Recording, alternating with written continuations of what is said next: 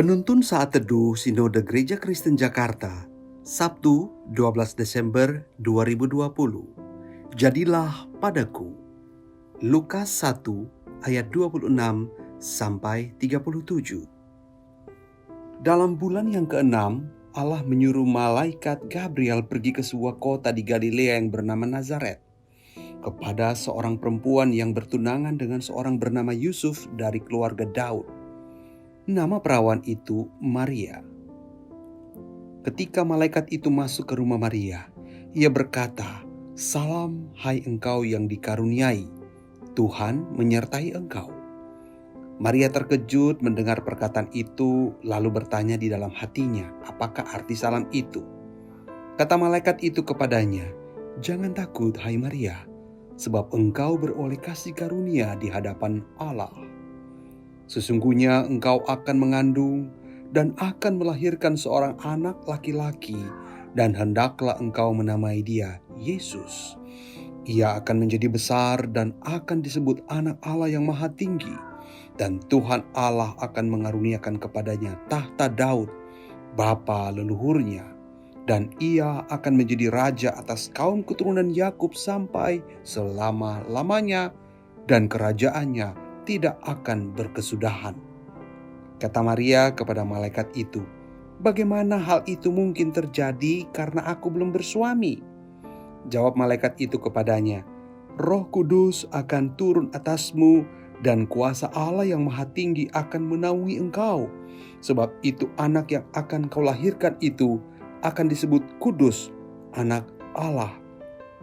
Dan sesungguhnya Elisabet sanakmu itu, ia pun sedang mengandung seorang anak laki-laki pada hari tuannya, dan inilah bulan yang ke-6 bagi dia yang disebut mandul itu. Sebab bagi Allah tidak ada yang mustahil." Pernahkah kita mendengar perkataan orang Kristen seperti, "Sekarang saya mau fokus dulu pada urusan pekerjaanku"? Perkataan ini dilontarkan ketika seorang pemimpin gereja menanyakan kelanjutan pelayanannya di kepengurusan periode berikutnya. Nampaknya kesibukan jemaat ini telah menggeser panggilan penting hidup orang Kristen, yaitu melayani Tuhan. Alasan yang menguatkan perkataan jemaat ini adalah tuntutan karir dan kebutuhan rumah tangga adalah prioritas di era COVID-19 ini. Semua orang mesti bisa melakukannya yang terbaik untuk masa depan hidupnya. Saudara-saudara, di minggu-minggu Advent ini kita diajak melihat pada sosok gadis muda belia yang tengah mempersiapkan mimpi-mimpi masa depannya. Dialah Maria, wanita yang dipercayakan melahirkan Kristus di saat-saat terpenting di hidupnya. Bayangkan saja bahwa tinggal beberapa minggu lagi Maria akan tiba pada hari terindah dalam hidupnya.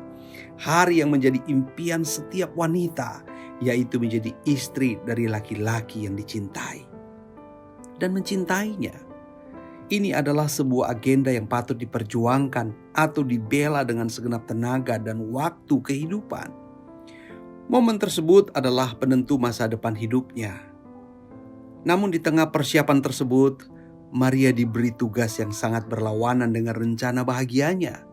Ia menerima tugas sebagai wanita yang mengandung sang juru selamat sebelum ia menikah dengan pria impiannya, Yusuf.